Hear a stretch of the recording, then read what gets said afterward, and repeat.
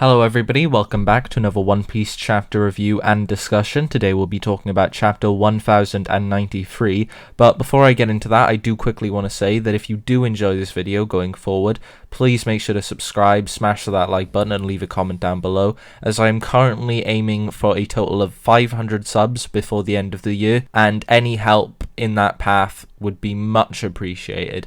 But with that all said and done, let's actually get into the chapter itself, or should I say the chapter cover, where we see a pair of Tarsiers stealing Helmeppo and Kobe's glasses. I didn't exactly know Tarsiers were a creature until reading the chapter, so that's interesting. They're sort of little monkey creatures. I never knew about them, but it's interesting learning about them. I think, maybe I'll go out and search for a Tarsier after this. But it's very nice to see Kobe and Helmeppo getting their glasses stolen.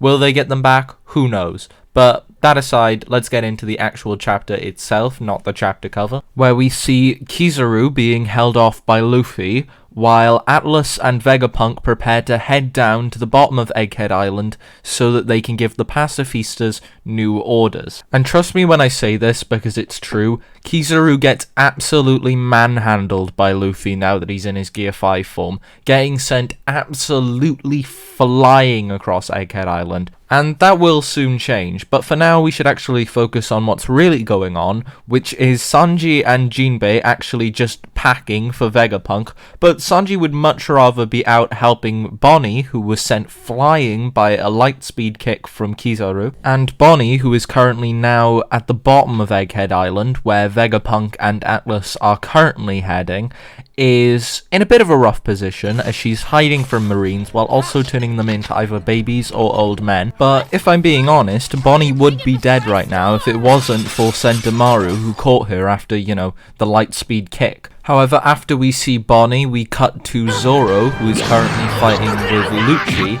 And at the moment, I'd say they're probably evenly matched. I wouldn't say either one is stronger than the other.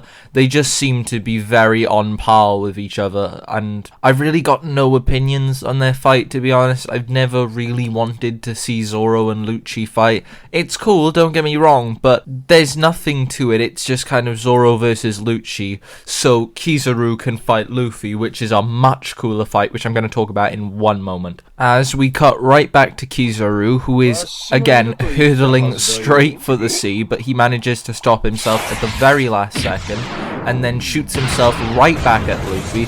But now this is where it gets interesting, because Luffy is in Gear 5. He has beaten an Emperor of the Sea, and an Admiral really shouldn't be that much trouble for him at the moment, until I thought about it like this.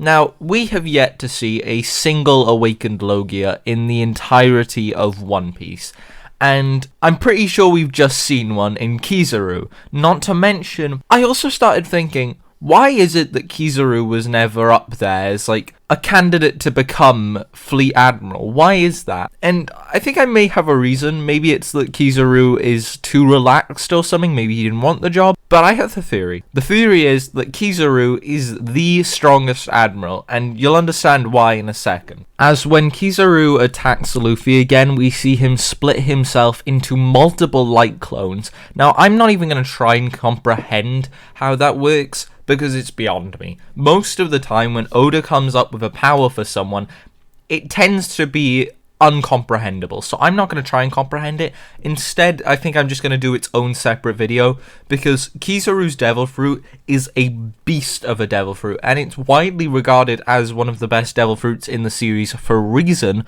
which is why an awakened form of it, I don't know what Kizaru would be capable of.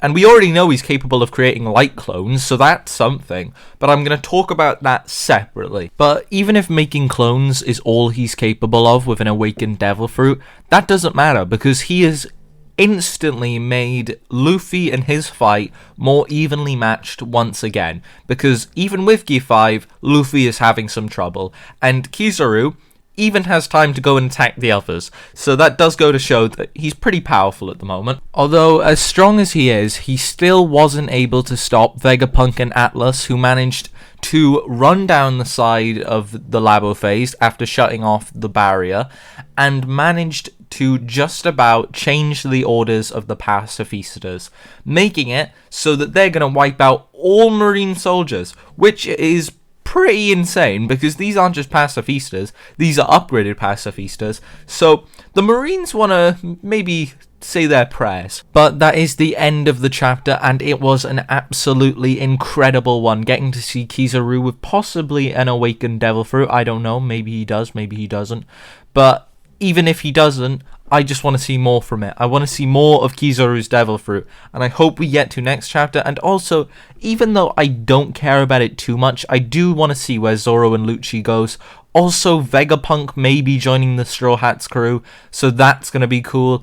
Although, it could just as well be Bonnie that joins them, so I don't know at that point. But that is the end either way. I hope you have enjoyed this video, and remember, if you did, please make sure to smash that like button, leave a comment down below, and subscribe, because it would be so appreciated.